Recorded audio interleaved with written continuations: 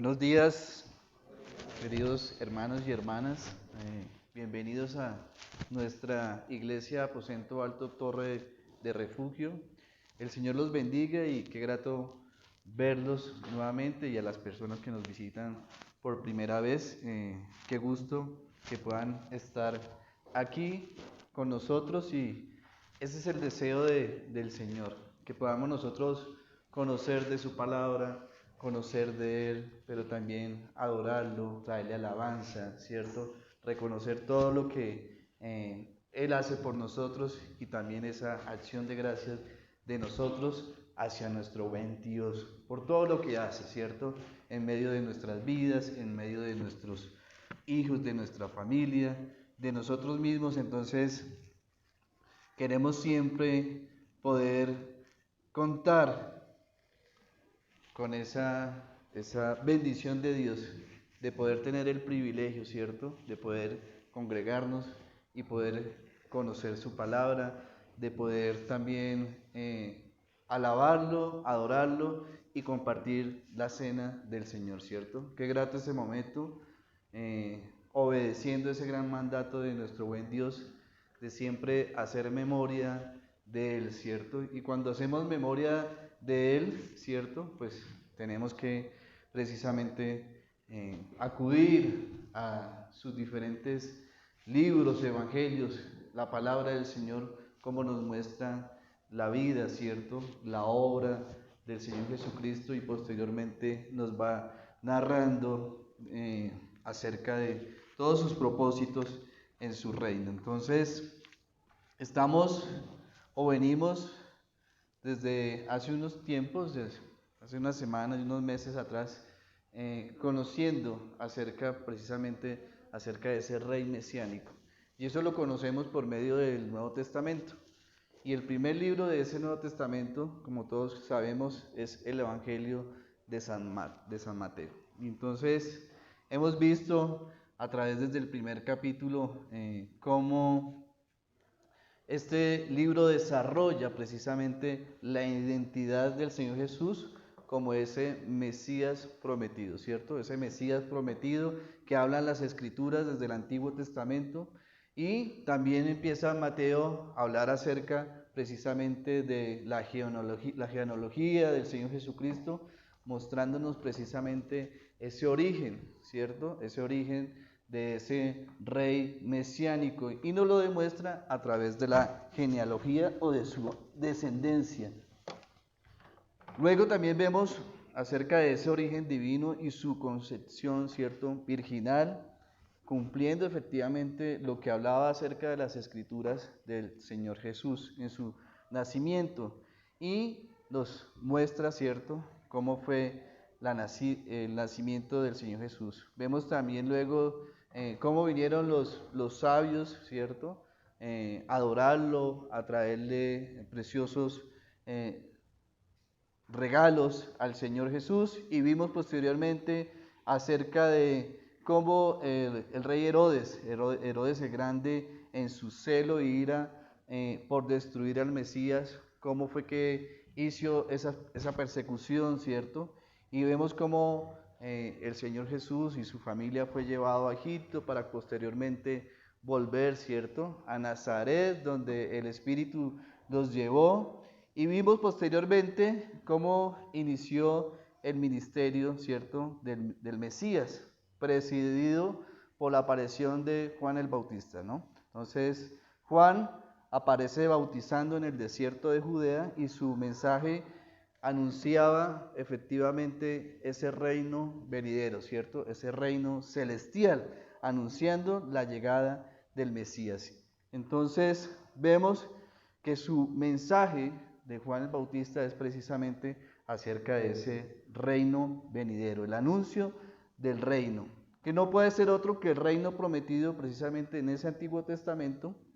El ministerio de Juan comienza con esa gran popularidad, y muchos fariseos y saduceos acuden a él para ser bautizados, ¿cierto?, con su bautismo del arrepentimiento. Entonces, vemos después cómo el Señor Jesús empieza a inaugurar su ministerio mesiánico, ¿cierto? Lo vemos también luego de su bautizo, cómo fue llevado por el Espíritu Santo al desierto para ser tentado por Satanás, y vimos cómo fue demostrado, ¿cierto?, que él moralmente era capacitado para ser el rey mesiánico prometido, ¿cierto?, por las Escrituras. Después de esta experiencia de la tentación, comienza el Señor Jesús con su ministerio en el norte de Israel, y vemos que en su ministerio empieza precisamente el Señor Jesucristo llamando al arrepentimiento y anunciando, ¿cierto?, el acercamiento del reino de los cielos. Y vemos y vimos cómo el Señor Jesús inició con el llamado de sus primeros discípulos, que eran unos pescadores, que eran personas toscas, que eran personas sin educación, ¿cierto?, pero que el Señor les prometió que iban a ser grandes pescadores de hombres. Luego en Mateo 4 vemos un breve resumen, ¿cierto?, del ministerio del Señor Jesús, del Mesías, cuando empezó precisamente a recorrer Galilea, ¿cierto?, y inicia ese ministerio con 3 aspectos básicos, que era enseñar, proclamar el evangelio del reino venidero y también sanar toda enfermedad y toda dolencia, ¿cierto? Entonces vemos ese resumen, y los milagros de Cristo eran señales precisamente mesiánicas para poder demostrar, ¿cierto?, una demostración sobrenatural que confirmaran tanto su persona como su mensaje, quienes escuchaban precisamente a Jesús y que vieron las obras que hacía el Señor Jesús, ¿cierto? Porque las personas que habitaban Israel empezaron a ver los diferentes milagros del Señor Jesucristo sanando y predicando la palabra del Señor. Entonces, después de esto, vimos precisamente ese gran discurso del Mesías registrado en el capítulo 5, ¿cierto? Este discurso que da el Señor Jesucristo en el Sermón del Monte, ¿no? Entonces vemos cómo va el Señor y empieza a enseñarnos esos grandes principios, ¿cierto?, de ese reino venidero, de ese reino celestial, el reino de los cielos. Y pues todos recordamos cómo nos enseñó acerca de las bienaventuranzas, y hablaba acerca de que eran bienaventurados los pobres del espíritu, porque de ellos era el reino de los cielos, que eran bienaventurados los que lloran, porque ellos iban a recibir consolación, que eran bienaventurados los que tenían hambre y sed, los que eran misericordiosos, los que eran de limpio corazón, como eran también bienaventurados los pacificadores. Y vimos precisamente estas bienaventuranzas. Luego, ¿cierto?, de este capítulo 5 empieza el Señor a hacer una exposición de la verdadera justicia, es decir, la justicia que Dios requiere para que alguien entre a su presencia. Y los dirigentes religiosos practicaban una justicia superficial basada en sus propias obras, y la justicia que Dios exige de los suyos tiene que ser superior precisamente a los fariseos y a los escribas, como lo menciona él en su palabra. Entonces enseña además una interpretación de la ley diferente a los que ofrecían estos dirigentes judíos. Ellos condenaban solamente el acto físico, ¿cierto? Los líderes religiosos del judaísmo condenaban el acto físico. El Mesías condena ahora es la actitud del corazón. Entonces, en el capítulo 6, el Señor nos enseña cómo se debe practicar la justicia en la vida diaria, al dar limosna, al orar, al ayunar, ¿cierto?, al usar las riquezas, al mostrar confianza en el Dios que suple las necesidades de sus hijos. Y vamos a ver posteriormente cómo en el capítulo 7, al terminar precisamente este sermón, la gente estaba asombrada, ¿cierto? La gente estaba asombrada de la palabra de Dios, de la palabra del Señor Jesucristo, de la palabra del Mesías, cómo empezó a revelar precisamente todos esos principios, ¿cierto? Esos principios éticos de los discípulos o los seguidores del Señor Jesucristo. Esto lo vemos en Mateo 7, donde dice en el versículo 28, y cuando terminó Jesús estas palabras acerca del Sermón del Monte, ¿cierto? La gente se admiraba de su doctrina porque les enseñaba como quien tiene autoridad y no como los escribas. Amén. Entonces, estamos precisamente conociendo por medio del Evangelio según San Mateo esos inicios, ¿cierto?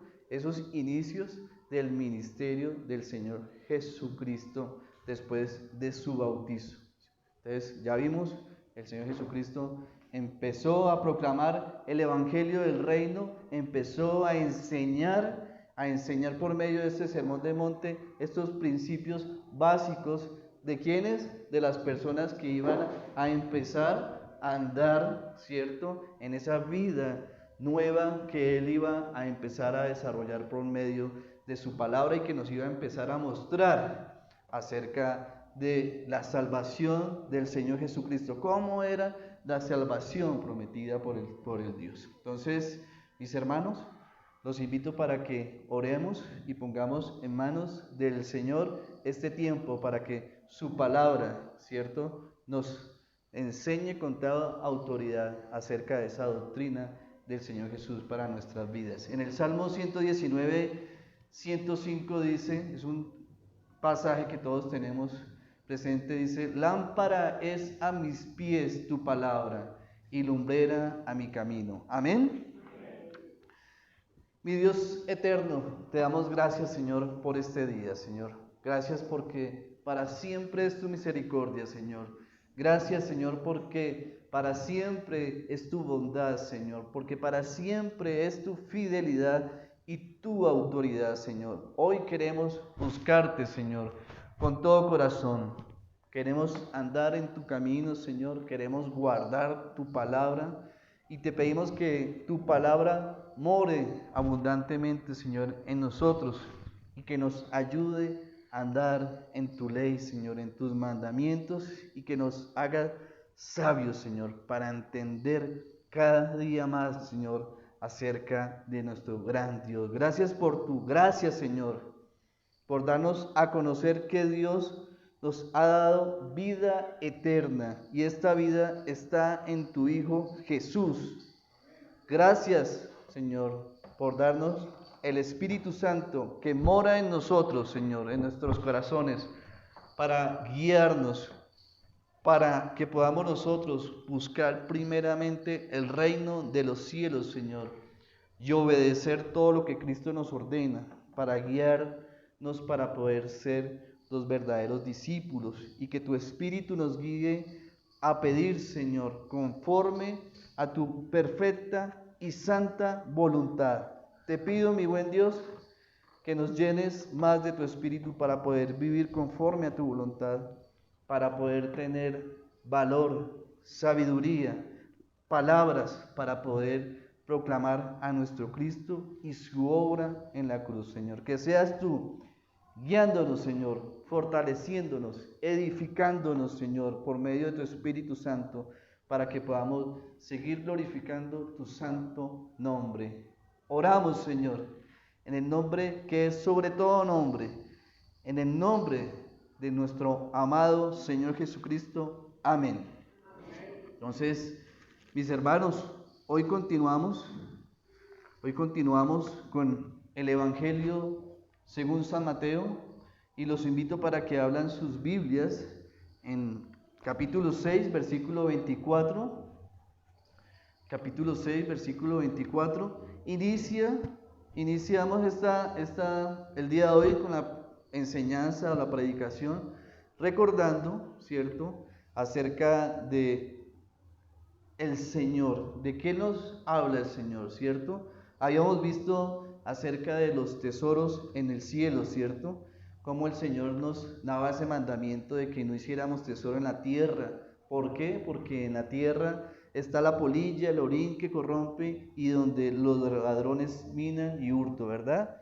Y veíamos precisamente dónde debíamos nosotros atesorar, ¿cierto? Atesorar las cosas celestiales, las cosas espirituales, ¿cierto? Donde dice el Señor, porque donde ni la polilla ni el orín corrompen y donde ladrones no minan ni hurtan. Por esa es la razón que nos da el Señor Jesucristo para que podamos nosotros tener nuestros corazones en el cielo, en lo espiritual, atesorando allá. Y luego, en este capítulo vemos acerca de cómo es la lámpara del cuerpo, hace una referencia de que el cuerpo es el ojo, así que si tu ojo es bueno, todo tu cuerpo estará lleno de luz. Luego habla el Señor Jesucristo en este capítulo 6, en el versículo 24, dice, ninguno puede servir a dos señores, dice, porque o aborrece al uno o amará al otro, o estimará al uno y menospreciará al otro. No podéis servir a Dios y a las riquezas. Ese es el mensaje del Señor Jesucristo como preámbulo, ¿cierto?, a lo que nos va a enseñar por medio del versículo 25. Entonces, Dios dice que el Señor, que Él siempre debe ocupar en nuestras vidas el primer lugar, ¿cierto? En el primer lugar. Entonces, la vida precisamente del creyente, la vida del seguidor del Señor Jesucristo, del discípulo del Señor Jesucristo, debe estar siempre ocupando en su vida el primer lugar. Entonces, en Santiago 4 dice, oh almas adúlteras, dice, ¿no sabéis que la amistad del mundo es enemistad con Dios? Dice, cualquiera pues que quiera ser amigo del mundo, se constituye enemigo de Dios. Amén. Entonces, vemos cómo esa relación con Dios existe. No existe la posibilidad de darle lugar, ¿cierto?, a dos señores. Entonces, asimismo el tiempo precisamente nos da, ¿cierto?, precisamente esta razón tan importante. El verdadero discípulo no puede tener dos señores y es sumamente importante para los creyentes que vivan precisamente en una sociedad de consumo donde casi todo se consigue con el dinero, ¿cierto? Con el dinero en la sociedad. Entonces muchos cristianos sienten precisamente esa presión y la tentación de conformarse y comprometerse con una sociedad que solo lo mide todo por medio del valor material, ¿cierto? Entonces el Señor Jesucristo enseña a los discípulos la práctica de esta verdadera justicia. La verdadera justicia es aquella que procura darle siempre la gloria a Dios. Entonces lo vemos como Él en el Sermón del Monte nos enseña precisamente a dar limosna, debe hacerse para agradar a Dios, no para ser aplaudido por los hombres. Vemos también cómo la oración tiene que ver con la comunión íntima, ¿cierto? No es simplemente un ejercicio religioso para poder exhibir piedad, ¿cierto?, de quien ora. La oración es un acto de adoración, de exaltación, del único ser digno de ser alabado, en nombre precisamente de ese buen Dios todopoderoso, el Señor. Ese es el mensaje, ¿cierto?, que nos está mostrando el Señor Jesucristo acerca de la oración. Entonces, en el capítulo 6, versículo 25, dice la palabra del Señor. Tiene como título, dice, el afán y la ansiedad.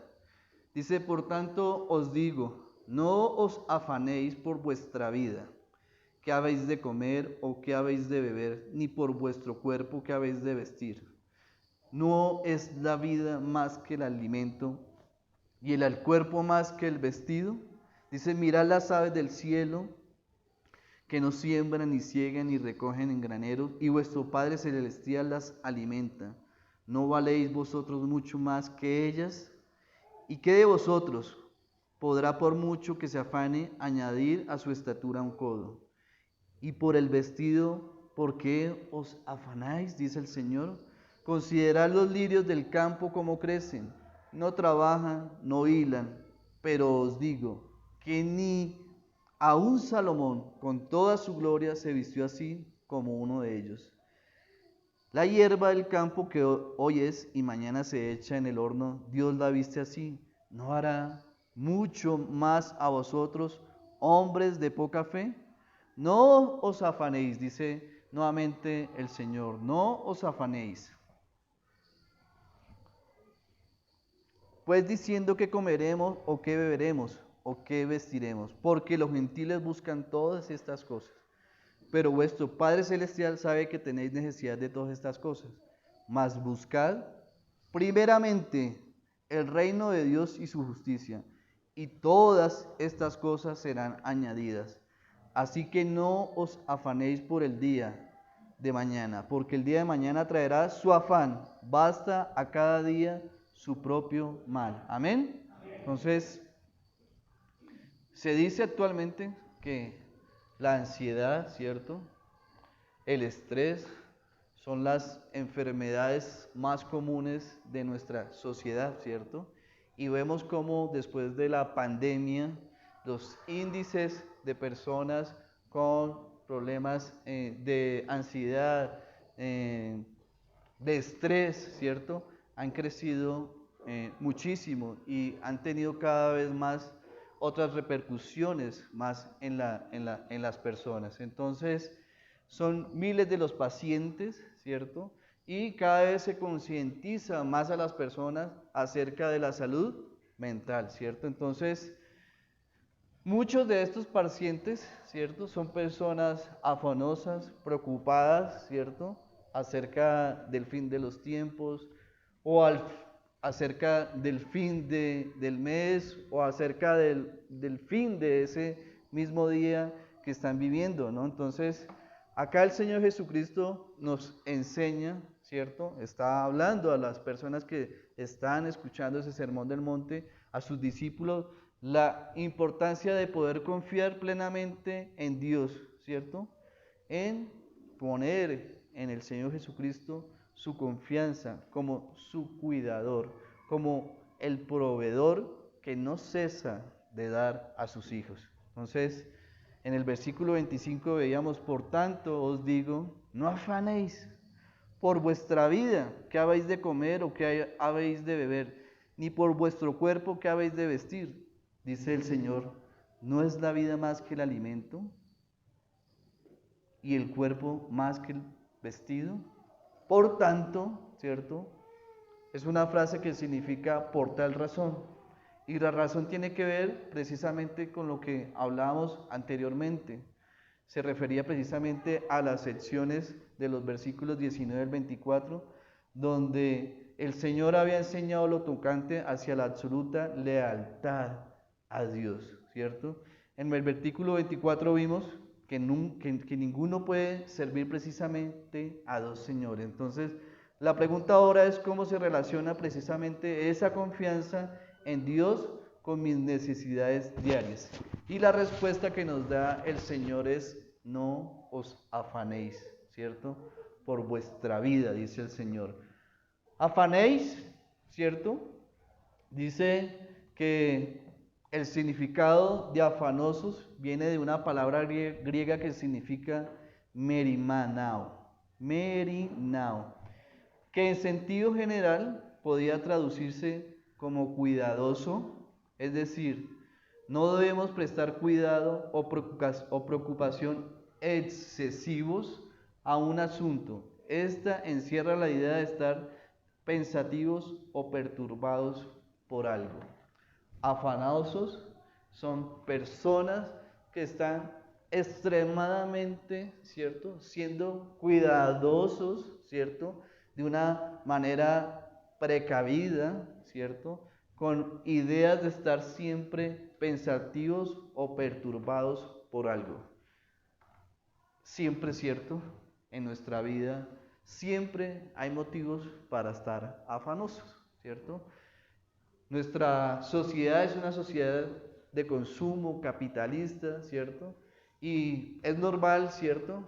Que la gente esté afanada con el precio del dólar, ¿cierto? Mirando si sube, si baja, si la situación que está viviendo el país, si llueve, si no llueve, si el presidente dijo una cosa, si no dijo otra, si la ministra sigue en el puesto, ¿cierto? Son cosas que siempre van a incidir, ¿cierto?, en el tema del dólar. Pero hay gente que está muy preocupada diariamente, ¿cierto?, precisamente en el dólar. Y así hay muchos motivos más, ¿cierto?, acerca de los afanes y las preocupaciones excesivas en nuestra vida. Pensamientos, ¿cierto?, demasiados pensamientos que dicen que perturban por algo nuestra vida. Y pues efectivamente esto es lo que nos quiere enseñar precisamente el Señor Jesucristo. Si somos esclavos del Dios soberano, no tenemos por qué estar afanosos o ansiosos. ¿Por qué? Porque dice el Señor que el Señor proveerá las cosas materiales para los siervos, es decir, sus posesiones. Aunque tenemos que trabajar, ¿cierto?, no tenemos que vivir afanosos. Dice la prohibición es que no os afanéis, ¿cierto? Esta frase no elimina precisamente la previsión y la provisión, pero sí la ansiedad que produce o la tensión, ¿cierto? La presión, la depresión en muchas personas. Y por vuestra vida significa precisamente esa necesidad terrenal. Ese vocablo requiere que es un alimento físico, lo mismo que el cuerpo necesita del vestido. Entonces, aunque Dios suple muchas cosas para la humanidad, esto lo vemos precisamente en Mateo 5:45, donde dice, para que seáis hijos de vuestro Padre que está en los cielos, que hace salir su sol sobre malos y buenos, y que hace llover sobre justos e injustos, dice el Señor. Aquí se trata precisamente el hecho de que Dios suple precisamente esas necesidades a sus hijos. Él nos ha dado el mayor de los dones, que es la salvación, ¿cierto?, por medio de la obra preciosa del Señor Jesucristo en la cruz, ¿cierto? Cuando por gracia somos salvos, ¿cierto? Y nos va a proporcionar también lo necesario para nuestra vida diaria. Esto lo vemos Romanos 8:32, dice la palabra del Señor. El que no escatimó ni a su propio Hijo, dice, sino que lo entregó por todos nosotros, ¿cómo no nos dará también con él todas las cosas? Amén, ¿cierto? Entonces, el Señor Jesucristo nos está invitando a no sentir esa ansiedad, a no sentir esa preocupación acosante, ¿cierto?, por las cosas necesarias, como son el comer, ¿cierto?, y como son el vestir. Por tanto os digo, no afanéis ansiosamente por vuestra vida, qué habéis de comer o qué habéis de beber, ni vuestro cuerpo qué habéis de vestir, dice el Señor. Entonces vemos cómo, por tanto, el gran Dios, ¿cierto?, el Dios creador de vida, el Todopoderoso, el Omnipotente, el Salvador y el Esposo de vuestras almas nos dice, no afanéis.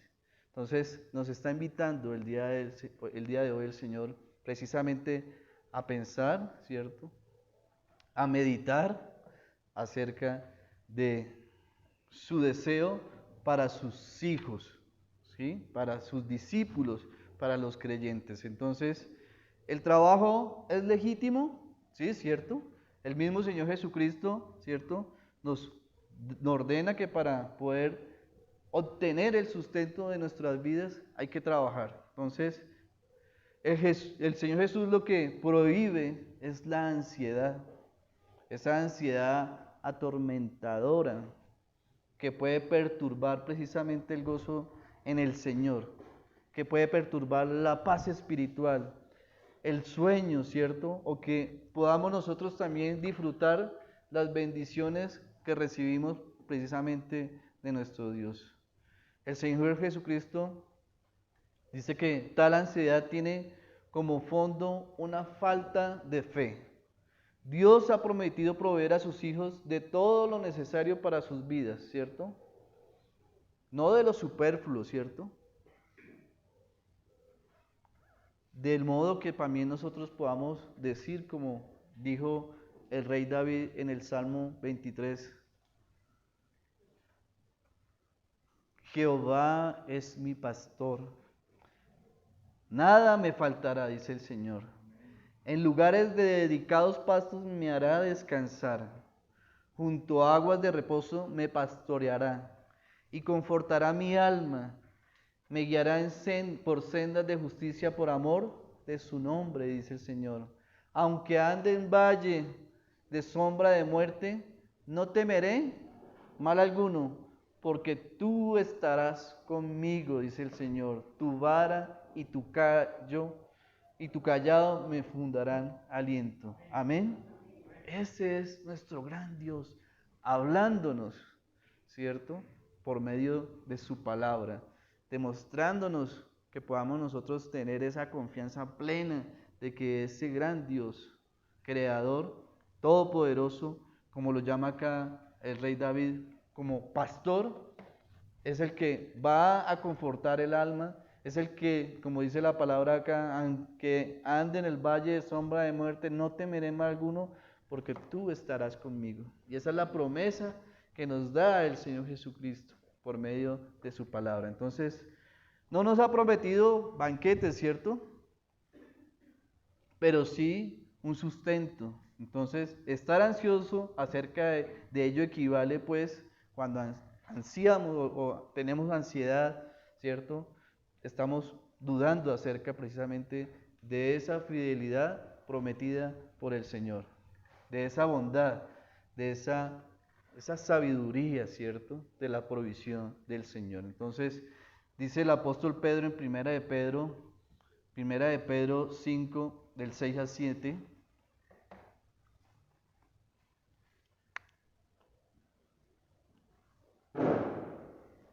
Dice la palabra del Señor en 1 de Pedro, dice, humillaos pues bajo la poderosa mano de Dios, para que Él os exalte cuando fuera tiempo, echando toda vuestra ansiedad sobre Él, porque Él tiene cuidado de vosotros. Amén. Esa mano poderosa de Dios, ¿cierto? Esa mano poderosa de Dios, esa es la mano que hoy nos dio el poder de levantarnos de nuestra cama, ¿cierto? Que nos dio el poder de abrir nuestros ojos, que nos dio el poder de poder caminar, andar, ¿cierto?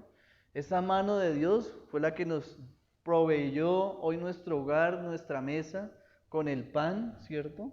Con el tinto, con ese alimento diario para nuestras vidas. Esa mano poderosa de Dios fue la que nos proveyó ese techo, ¿cierto? Ese abrigo, ¿cierto? Cosas sencillas que a veces el mundo, ¿cierto?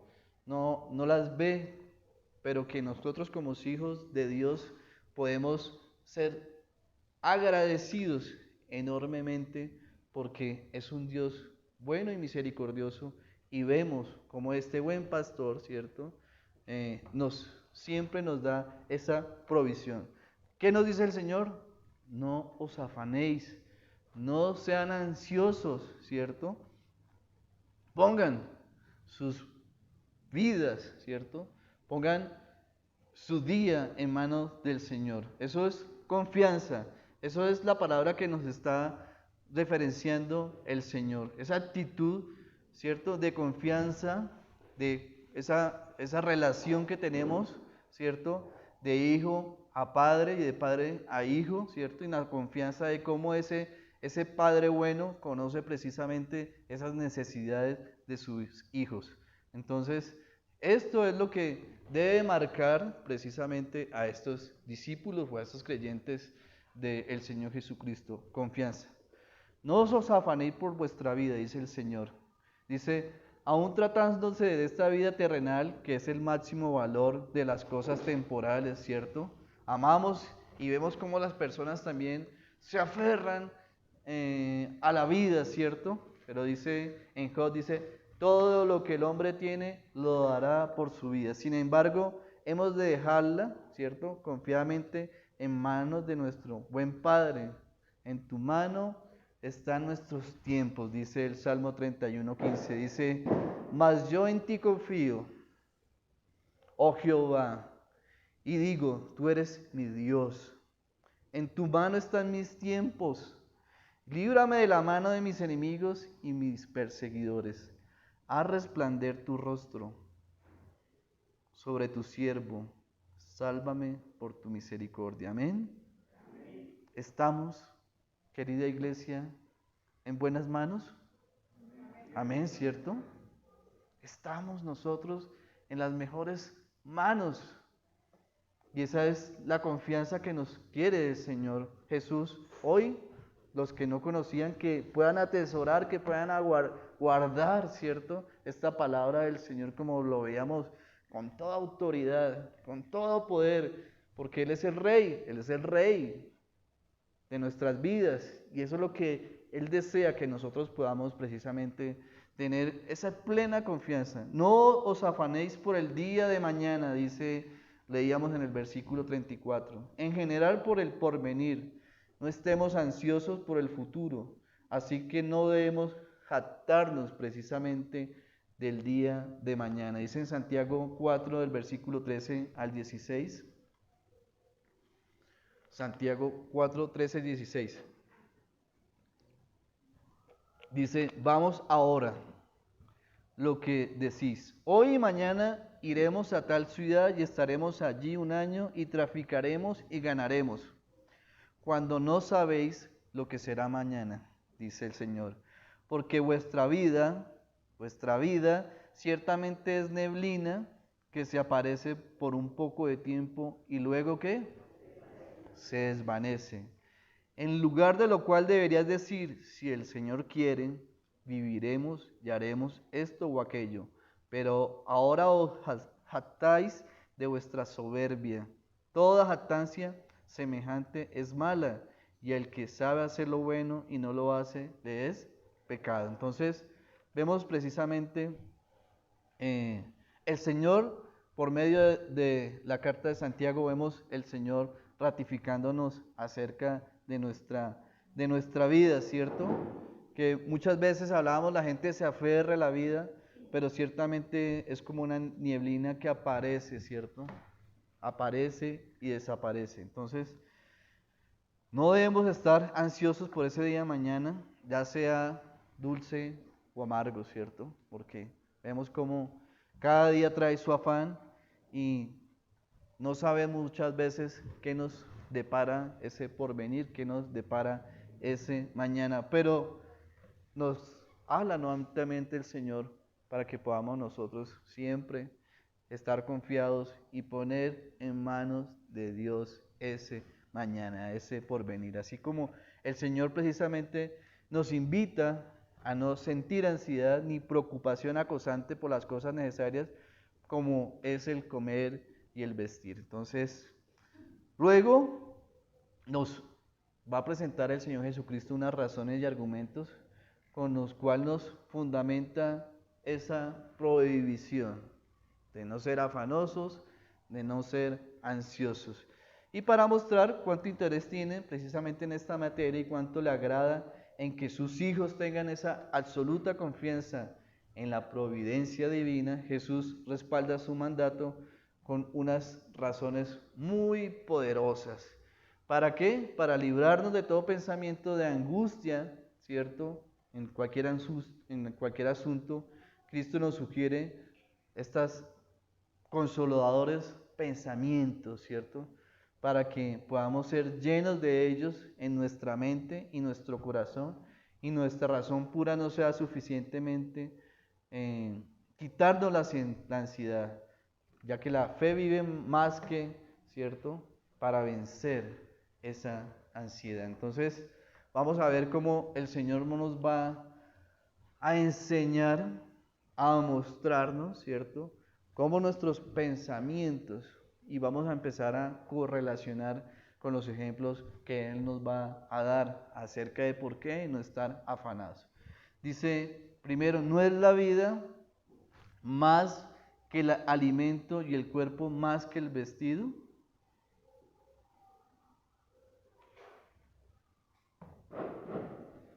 Entonces, claro que sí, ¿cierto? Se trata de algo evidente para todos. La vida es más importante que el sustento, más importante que la comida y el vestido que están destinados para la vida. El fin es más noble y excelente que los medios, dice. El manjar más exquisito es el más suntuoso vestido procedente precisamente de la tierra. Mientras que la vida, ¿cierto? Mientras que la vida proviene de ese aliento divino, ¿cierto? Esa vida que proviene, ¿cierto? De ese aliento de Dios. Eso lo vemos en Génesis 2:7 cuando dice el Señor, entonces Jehová formó al hombre del polvo de la tierra y sopló en su nariz aliento de vida. Y fue el hombre un ser viviente. Entonces, esa es una de las razones primordiales para que podamos nosotros no estar ansiosos ni afanosos. Ser conscientes de que ese Dios que es el que nos provee, ¿cierto? Esa vida que nos da ese aliento de vida, es el que va a suplir esas necesidades como de comer y de vestirnos. Entonces, esto nos sirve precisamente para poder tener un estímulo para esperar en Dios, ¿cierto? Para que nos conceda precisamente el alimento, el vestido necesario y para desprendernos de esa ansiedad acerca de ellos. Si Dios nos ha dado la vida, dice, y el cuerpo, ¿qué no podrá o no querrá darnos para mantenernos y protegernos? Dice. Si nosotros nos afanamos por las cosas del alma y de la vida eterna, que valen mucho más que el cuerpo y la vida temporal, podemos dejar en manos de Dios, ¿cierto? El cuidado de proveernos y de suplir nuestras necesidades, dice el Señor. Ese es el deseo del Señor, que podamos nosotros, vamos a ver cómo se desarrolla en este pasaje, ¿cierto? Y que nos va a llevar a que nosotros podamos primero buscar el reino de Dios, lo más importante. Él nos guarda de los males, ¿cierto? A los que estamos expuestos y precisamente nos proveerá esos bienes necesarios para nuestra existencia. Entonces, en el versículo 26 dice, mirad las aves del cielo. Entonces, en ese tiempo, ¿cierto? En Palestina, pues, estaba poblada de aves y el Señor usa algo muy común para poder enseñar esta enseñanza. Y el argumento es sencillo. Si las aves, ¿cierto? No tienen ninguna razón para preocuparse, mucho menos tenemos que estar preocupados nosotros, los hijos del Creador, ¿cierto? Que además de las aves nos dota de ¿qué? De inteligencia, ¿ya? Entonces no debemos estar afanosos, no debemos tener que tener ansiedad. Si Dios cuida precisamente de esas criaturas inferiores, ciertamente cuidará de aquellos a quien nos hizo a su imagen y su semejanza, ¿cierto? Esas aves son alimentadas precisamente por el Padre Celestial y Él no hará mucho más por sus hijos que fueron redimidos, ¿cierto? Por medio de ese sacrificio precioso del Señor Jesucristo en la cruz. Entonces, pero Dios se preocupa por los hombres, ¿cierto? Más que por las aves y más que por los lirios, ¿cierto? Porque somos hechura suya y Él nos sustenta porque Él es nuestro Padre. Entonces, mirad las aves, aprended de ellas a cómo a depender de Dios para sus alimentos. Entonces, hay muchas clases de aves, ¿cierto? Vemos, no es muy común en una ciudad como la nuestra capitalina, ¿cierto? Ver aves, pero cuando podemos y tenemos el placer o el privilegio de poder salir de Bogotá, pues vemos cómo cualquier cantidad de clases de aves, ¿cierto? Y vemos cómo esas aves no son alimentadas por el hombre, más bien el hombre se alimenta precisamente de ellas. ¿Quién alimenta estas aves? Pues Dios. Dios es el que le está dando esa provisión a ellas. Entonces, Lo más importante que podemos nosotros en este versículo es precisamente que estas aves hallan su alimento sin que ellas tengan que trabajar ni esforzarse por encontrarlo. No siembran, no ciegan, no cosechan, ni recogen en graneros, pero cada día, ¿cierto? Como es tan seguro, ¿cierto? Cada mañana ella se encuentra su sustento diario. Todas ellas lo esperan en Dios. Cuando yo voy a mi casa, mi mamá en el patio, ¿cierto? Todas las mañanitas llegan, la conté aproximadamente 18, 19 aves, torcasas, palomas, pájaros, ¿cierto? A buscar que ese sustento que mi madre con amor les da su granito de arroz a estas pequeñas criaturas. Entonces, esa es la seguridad para ellas. Cada mañana, ¿cierto? Cada mañana, no sé, ahora que mi mamá está acá en Bogotá, la estén extrañando, ¿cierto? Pero les va a faltar el alimento porque mi mamá no esté ya en la casa, ¿no? ¿Cierto?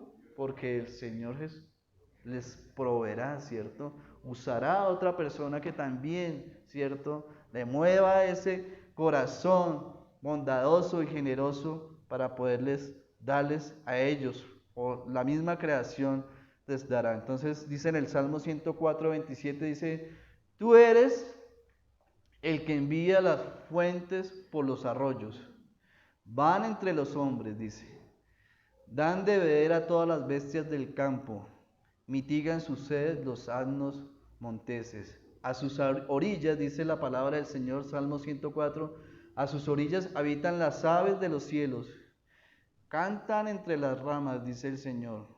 Él riega los montes desde sus aposentos, del fruto de sus obras se sacia la tierra, y todos ellos esperan en ti, para que les des su comida a su tiempo. Amén.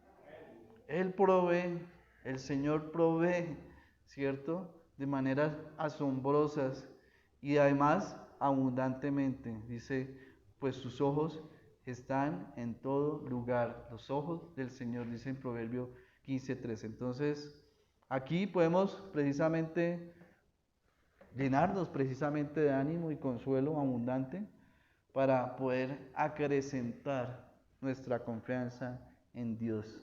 No valéis vosotros mucho más que ellas, dice Jesús, ¿cierto? Es totalmente cierto. Los herederos del cielo valen mucho más que estas aves, ¿cierto? Del cielo, como seres nobles, excelentes y que pueden mediante la fe valorar más que las aves. Dios es el hacedor, hablamos, es el dueño, ¿cierto? Del oro y de la plata. Es el sustentador de las aves como de los hombres. Pero Dios es solamente Padre de los suyos, ¿cierto? De los creyentes. Y nosotros somos sus hijos primogénitos, dice la palabra, dice en Hebreos 12:23, a la congregación de los primogénitos que están escritos en los cielos. A Dios el juez de todos, a los espíritus de los justos hechos perfectos. Tú, mi hermano, eres de esos primogénitos, ¿cierto? Esos hijos de Dios que dice están escritos en los cielos. Ahora bien, quien alimenta a sus pájaros precisamente no dejará de dejar de morir de hambre a sus hijos. Si las aves confían en esa provisión celestial, ¿cierto? De nuestro Padre, ¿cómo nosotros no vamos a poder confiar también en Él? A poder depender de Dios. Ellas viven sin preocupación, ¿cierto? Por eso disfrutan de una vida alegre. Y como veíamos en la palabra, lo demuestran cantando en las ramas, ¿cierto? Dice en el versículo 27, ¿y quién de vosotros podrá, por mucho que se afane, añadir a su estatura un codo? Estamos viendo precisamente de esas razones o argumentos que nos da el Señor Jesucristo, que nos dice: hijos míos, prohibidos ser afanosos, prohibidos ser ansiosos. Y nos está mostrando por medio de la palabra del Señor y nos está ilustrando con otro ejemplo. Entonces, cuando habla de estatura, puede referirse precisamente a la edad o a la estatura de alguien. Dicho vocablo se usa también en Juan respecto a la edad del ciego que Jesús sanó. Sus padres precisamente dijeron: edad tiene, es decir, ya es adulto.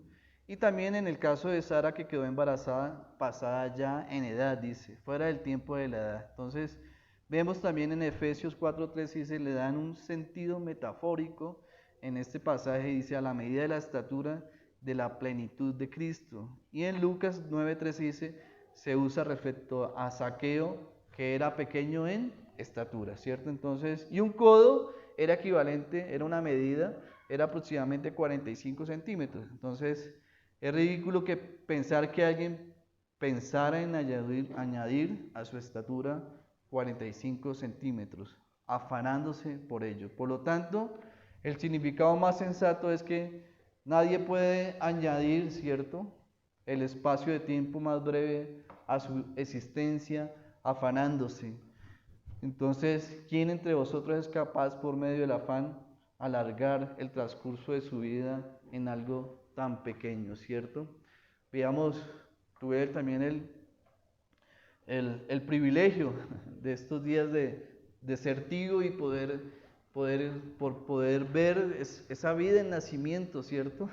Y lo primero que nos preguntamos con mi papá y con mi familia es precisamente a que cuándo se es viejo, ¿no? O cuándo se empieza a envejecer. Entonces, muchos hablábamos que a los 50, a los 60, otros a los 70, ¿cierto? Empiezan a considerarse.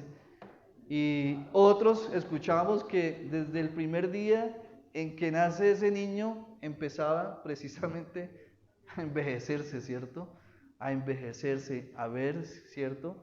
A ver precisamente que eran más cortos los días de su vivencia. Entonces, nadie puede alargar precisamente a su vida más tiempo, ¿cierto? Y muchas veces nos pasa en nuestra vida diaria, ¿no? Quienes a veces no queremos, cuando estamos en un grupo de oración, que se alargue más el tiempo y que podamos tener más tiempo para poder interceder, o muchos ejemplos más. Entonces, nuestro tiempo está en sus manos, dice el Salmo 31:15, y es precisamente el lugar más seguro para nosotros. Entonces, por lo tanto, no solo podría referirse a la estatura física, sino precisamente a la duración, a la vida del hombre en la tierra. Entonces, nadie que se afane mucho podrá alargar sus años en la tierra. Y en el versículo 28 dice: y por el vestido, ¿por qué os afanáis? Nos da otra ilustración, ¿no? El Señor sigue mostrándonos las razones para no estar afanosos ni ansiosos. Dice: y por el vestido, ¿por qué os afanáis? Considerad los lirios del campo, cómo crecen, no trabajan ni hilan, pero os digo que ni aun Salomón con toda su gloria se vistió así como una de ellas. Entonces, los lirios de los campos eran pequeñas flores silvestres, ¿cierto?, que crecían sin la necesidad del cuidado humano. Y vemos, así como las aves son un ejemplo de la provisión de alimento que viene de Dios para ellas, las flores en este momento son una ilustración de cómo el Señor Jesucristo nos provee el vestido. Si eso hace el Señor con las flores de campo, ¿cierto?, mucho más hará con sus hijos redimidos, ¿cierto? Con sus hijos redimidos. Eso es precisamente este argumento del Señor Jesucristo en este versículo. Si Dios tiene ese cuidado especial, tan especial, por la hierba del campo, que probablemente puedan vivir 1, 2, 3 días, no hará mucho más, ¿cierto?, por quienes van a vivir en el reino de los cielos por la eternidad. Entonces, Y veíamos también acá en ese versículo 30, dice, la hierba del campo que hoy es y la mañana se echa en el horno, Dios la viste así. ¿No hará mucho más a vosotros, hombres de poca fe? Entonces, cuando habla de hombres de poca fe, es un adjetivo que se usa en el Nuevo Testamento. Entonces, Mateo 6, Mateo 8:26. Vamos a dos pasajes que nos van a ilustrar más acerca del Señor Jesucristo cuando habla de hombres de poca fe. Dice en 8:26, y les dijo el Señor, ¿por qué teméis, hombres de poca fe? Entonces levantándose reprendió a los vientos y al mar, y se hizo grande bonanza. Y en Mateo 14:31, en este pasaje también nos habla acerca de los hombres de poca fe.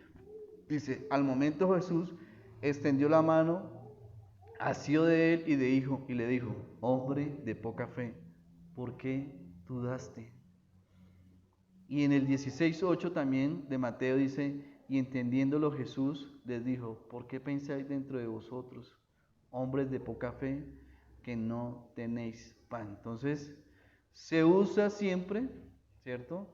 En la enseñanza, cuando el Señor Jesucristo nos está mostrando la desconfianza de sus discípulos hacia Dios.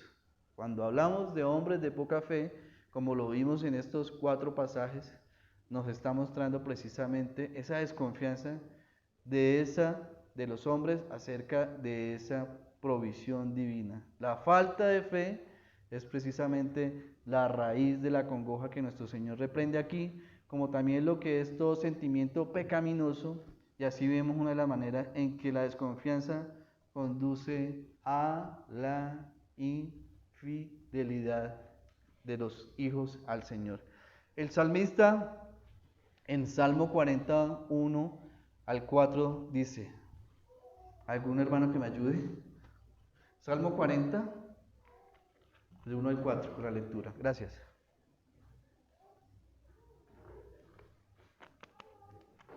Salmo 40, versículo 1, dice, pacientemente esperé a Jehová, y se inclinó a mí y oyó su clamor, y me hizo sacar del pozo de la desesperación del lobo cenagoso. Puso mis pies sobre peñas, enderezó mis pasos. Puso luego en mi boca cántico nuevo, alabanza a nuestro Dios. Verán muchos esto y temerán, y confiarán en Jehová. Bienaventurado el hombre que puso en Jehová su confianza, y no mira a los soberbios ni a los que se desvían tras la mentira. Amén. Bienaventurado el hombre que puso en Jehová su confianza. Entonces, el Señor, ¿cierto? El Señor se complace precisamente cuando sus hijos confían en Él, ¿cierto? Entonces, vemos cómo el Señor viste fielmente a la hierba. Entonces, ¿cómo no también proveerá a sus hijos para que puedan también tener esa ropa conveniente para sus hijos? El título que da Jesús a sus oyentes al final del versículo es precisamente lo que hablábamos, hombres de poca fe. Entonces, primeramente es un reproche que hace por esa fe débil, aunque es verdadera. Si tuviéramos más fe, tendríamos menos ansiedad. Entre más fe, menos ansiedad. En segundo lugar, el Señor Jesucristo, ¿sí?, puede tomar esta frase de hombres de poca fe para poder estimularnos, ¿cierto? Para poder nosotros tener mayor fe. Incluso cuando sea débil, Jesús recomienda precisamente de que podamos nosotros tener mayor fe. Una mayor fe nos va a llevar a grandes cosas. Amén. Una gran fe nos va a llevar a grandes cosas. Y ese es el deseo del Señor Jesucristo, para que podamos nosotros crecer en esas bendiciones. Dice, considera los lirios del campo y aprender a confiar en Dios acerca precisamente de esos vestidos. Entonces, el Señor sigue respaldando su mandato con las más poderosas razones. Y esto es también parte de nuestra ansiedad. ¿Qué hemos de vestir, no es cierto? Esta es la pregunta recurrente, casi toda con frecuencia, como la del sustento diario. Considerad, dice el Señor, esos lirios del campo. No nos conformemos simplemente con mirarlos, sino que también nosotros podamos admirar su belleza y que podamos nosotros reflexionar sobre ellos. Esta mañana, pues, me asomé en la ventana, pude ver aves, no vi lirios por ninguna parte cerca de la casa, pero sí en la mente tengo, ¿cierto? Esa imagen de los lirios, ¿cierto? Su diversidad de colores, su forma, ¿cierto? Su contexto, esa belleza natural que ellos muestran y podemos nosotros aprender precisamente, poder meditar en ese deseo que quiere el Señor Jesucristo. Los lirios son frágiles como la hierba del campo y dice la palabra que hoy es y mañana se seca y se echa en el horno. Entonces, así es precisamente el hombre también frágil, porque puede ser cortado como la flor, como la hierba. Dice en Job 14, dice, el hombre nacido de mujer, corto de días y hastiado de sinsabores, sale como una flor y es cortada y huye como la sombra y no permanece. En el Salmo 103:15 dice, el hombre como hierba son sus días, florece como la flor del campo. Y en Isaías 46:8 dice, voz que decía, da voces, y yo respondí, tengo que decir a voces, que toda carne es hierba, y toda su gloria como la flor del campo. La hierba se seca, y la flor se marchita, porque el viento de Jehová sopla sobre ella, ciertamente como hierba es el pueblo. Sécase la hierba, marchítase la flor. Mas la palabra de Dios nuestro permanece para siempre. Amén. Como el Señor nos sigue mostrando esas grandes verdades. Esta hierba hoy es y mañana se echa al horno. Dentro de poco, ¿cierto? Podemos nosotros desaparecer de determinadas empresas, ¿cierto? De nóminas, de listados. Hablábamos con mi papá reflexionando también en estos días, después de 77 años de trabajo, la empresa finalizó el contrato, ¿cierto? Y hablamos y reflexionábamos a eso, que tarde o temprano, ¿cierto? Podemos estar expuestos a que podamos nosotros ser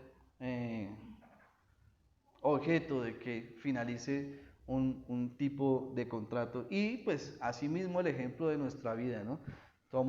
Estamos expuestos en que en cualquier momento llegue también algo que no es deseado para todos. Entonces, consideremos cuán libres de ansiedad están precisamente estos lirios, ¿cierto? Que no se afanan precisamente por sus vestidos. Entonces, no se fatigan como los humanos para poder comprar vestidos, ni hilan para hacer el vestido. No quiere decir que no vayamos nosotros a trabajar o que nosotros no vayamos a desempeñar una labor con esmero y con sentido de responsabilidad, ¿cierto? El oficio o la profesión que nos ha dado la vida. Dice el Señor en Proverbios 6, dice, ve a la hormiga, oh perezoso, y mira sus caminos, y sé sabio, la cual no teniendo capitán, ni gobernador, ni señor, prepara en el verano su comida y recoge en el tiempo de la siega su mantenimiento. Dice el Señor, perezoso, ¿hasta cuándo has de dormir? ¿Cuándo te levantarás de tu sueño? Un poco de sueño, un poco de dormitar y cruzar por un poco las manos para reposo. Así vendrá tu necesidad como caminante y tu pobreza como hombre armado, dice el Señor. El Señor no quiere hijos, ¿cierto? Perezosos, que no estén dispuestos tampoco a salir a buscar el sustento diario para su hogar. El Señor quiere hombres, ¿cierto? Como esas hormigas que dice que no tienen ni gobernador ni amo, pero recogen, ¿cierto? Su sustento, incluso recogen y almacenan. Entonces, debemos considerar qué bellos y finos son precisamente los lirios que nos está referenciando el Señor. Que acá dice el ejemplo de la palabra, que ni Salomón, en medio de todo su esplendor, se vistió como uno de ellos. Entonces, todos conocemos de Salomón, ¿cierto? Y todos conocemos sus grandes riquezas. Y nos está hablando precisamente del Señor, que ni siquiera Salomón, con todo ese poderío, pudo tener ese esplendor en él. Entonces, no os afanéis, pues diciendo qué comeremos, o qué beberemos, o qué vestiremos. Porque los gentiles, dice la palabra del Señor en el versículo 31, buscan todas estas cosas, pero vuestro Padre Celestial sabe que tenéis necesidad de todas estas cosas, dice el Señor. Sigue el Señor dándonos razones, ilustrándonos, ¿cierto? Ahora nos ilustra acerca de la vida de los gentiles. Y vemos cómo manda el Señor a sus discípulos a no entrar en ansiedad. Los verbos que hablamos acá dice comeremos, beberemos y vestiremos son precisamente precedidos de esta partícula interrogativa que señala el hecho de que el discípulo del Mesías no puede poner en duda el cumplimiento precisamente de esa promesa de Dios. La ansiedad y el afán son características de los gentiles.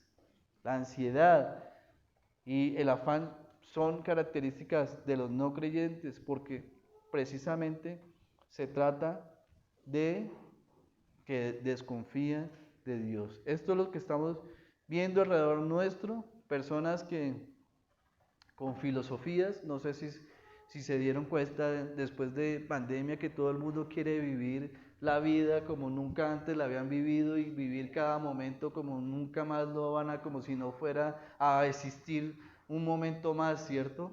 Entonces se está llenando y el consumismo está llevando precisamente a eso, a que las personas así no tengan el dinero necesario para viajar, ¿cierto? Prestan para poderse ir a viajar, ¿cierto? O poder comprar o poder, ¿sí? Cumplir un deseo como si fuera a acabarse el mundo en un momento a otro.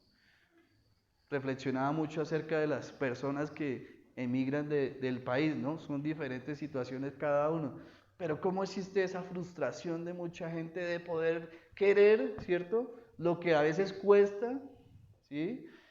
En el trabajo, ¿cierto? En el trabajo, poder tener ese sustento en la vida, ¿no? Entonces, personas que a los 20 ya quieren tener casa, carro, estudio, viajes, lujos, ¿ya? Entonces, vemos con los ejemplos cómo entra esa ansiedad y ese afán de estas cosas, ¿cierto? Que son características de ¿quiénes? De los gentiles, no de los creyentes. Entonces, buscando el máximo placer a la vida para poder ellos cumplir esos deseos. Entonces, surge precisamente una gran pregunta importante. ¿Somos nosotros así? ¿Estamos a veces obrando de manera gentil en nuestras vidas ante determinadas situaciones, ante determinadas circunstancias? ¿Sí? Esto nos invita para que nosotros, ¿cierto?, podamos seguir colocando en primer lugar en nuestra vida lo que dice precisamente el Señor, nuestro Dios. Que no podemos nosotros pensar entonces que somos diferentes de estos gentiles cuando también nosotros tenemos esa manera de ser y de pensar, no confiando en nuestro amado Señor Jesucristo. Los seguidores del Mesías deben ser diferentes, mis hermanos. Esto lo vamos a ver en Efesios 2, del 1 al 12. Vamos a finalizar. Dice Efesios 2, del 1 al 12. Por tanto, acordaos de que en otro tiempo vosotros los gentiles, en cuanto a la carne, erais llamados incircuncisos por la llamada incircuncisión hecha por la mano de la carne. En aquel tiempo estabais sin Cristo, dice, alejados de la ciudadanía de Israel y ajenos a los pactos de la promesa, sin esperanza y sin Dios en el mundo. Pero ahora, en Cristo Jesús, vosotros que en otro tiempo estabais lejos, habéis sido hechos cercanos por medio de la sangre de Cristo, dice la palabra del Señor, porque Él es nuestra paz, que de ambos pueblos hizo uno, derribando la pared intermedia de separación. Amén. Ese es nuestro Señor Jesucristo. Dice la palabra del Señor que por medio de esa sangre preciosa, ¿cierto? Somos acercados a Dios. Y por eso Él es nuestra paz. Donde hay paz no debe haber afán y ansiedad. La sangre de Cristo suprime entonces esa enorme brecha de pecado entre el ser humano y Dios y nos capacita, ¿cierto? Y nos capacita para poder disfrutar de la paz con Dios. Amén. Entonces, en la nueva vida de Cristo dice 4, 17, 24, dice, esto pues digo y requiero en el Señor, que ya no andéis como los otros gentiles, que andan en la vanidad de su mente, teniendo el entendimiento entenebrecido, ajenos de la vida de Dios por la ignorancia que en ellos hay y por la dureza de su corazón, los cuales después que perdieron toda sensibilidad se entregaron a la lascivia para cometer con avidez toda clase de impureza. Mas vosotros no habéis aprendido así a Cristo, dice. Si en verdad le habéis oído, habéis sido por él enseñados conforme a la verdad que está en Jesús. En cuanto a la pasada manera de vivir, despojados del viejo hombre, que está viciado conforme a los deseos engañosos, y renovados en el espíritu de vuestra mente, y vestidos de nuevo hombre, creados según Dios, en la justicia y la santidad de la verdad. Amén. Ese es nuevo hombre, ¿no? Empieza a desarrollarse este nuevo concepto, empieza a hablarle precisamente a estos religiosos judíos. Entonces, deben llevar un estilo de vida diferente el creyente y su nuevo estilo de vida debe estar marcado por la santidad personal. Santidad significa estar apartado y como habla el Señor es abrazar un nuevo estilo de vida como miembros de ese nuevo hombre. Los discípulos del Mesías no necesitan vivir con la ansiedad con la que viven los gentiles, porque vuestro Padre Celestial sabe que tenéis necesidad de todas las cosas. Los discípulos tienen un Dios santo, inmutable. Los gentiles tienen dioses caprichosos, dicen, mas buscad primeramente el reino de Dios y su justicia, y todas estas cosas os serán añadidas. Amén. Señor, te damos gracias por tu palabra. Gracias porque podemos conocer más de ti, Señor. Gracias porque podemos conocer, Señor, que podemos andar contigo, Señor, confiados plenamente, Señor. Hoy queremos salir renovados, Señor, con nuevas fuerzas, Señor, porque queremos primero buscar tu reino, Señor. Queremos conocerte a ti, Señor, que podamos nosotros perseverar, ser constantes, Señor, conociendo tu palabra, Señor, conociendo todos esos tesoros que tenemos en medio de ellos y el mejor tesoro que hay, que es el Señor Jesucristo, tu Hijo amado, Señor. Queremos poner en tus manos, Señor, nuestras afanes, Señor, nuestras angustias, Señor. Sabemos que a veces somos ansiosos, Señor, y mostramos nuestro carácter, Señor, siendo hombres de poca fe, Señor. Que hoy, Señor, tú, Señor, por medio de tu Espíritu, nos avives esa fe, Señor.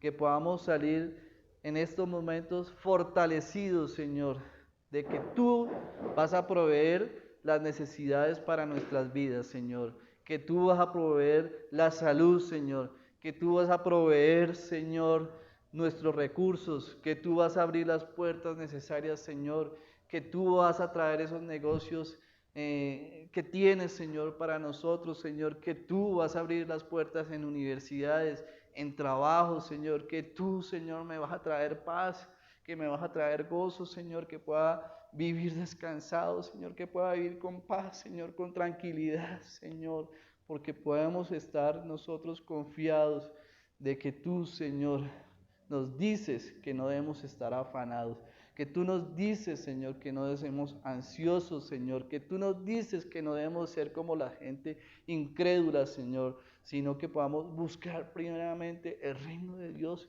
que podamos buscar el Señor Jesucristo, Señor, que nuestros hijos, Señor, que nosotros seamos instrumentos, Señor, que nosotros podamos también llevarlos a ellos, Señor, diligentemente, Señor, a mostrarles ese reino precioso que tú tienes y que podamos depositar y atesorar en el cielo, Señor, donde no corrompen, Señor, donde no hay hurto, Señor, que podamos ser, Señor, cada día más semejantes a ti, Señor, confiados, Señor, en que nuestro Dios Todopoderoso, majestuoso, grande, generoso, misericordioso, bondadoso, Señor, es quien nos va a cuidar y a proteger en todo momento, Señor.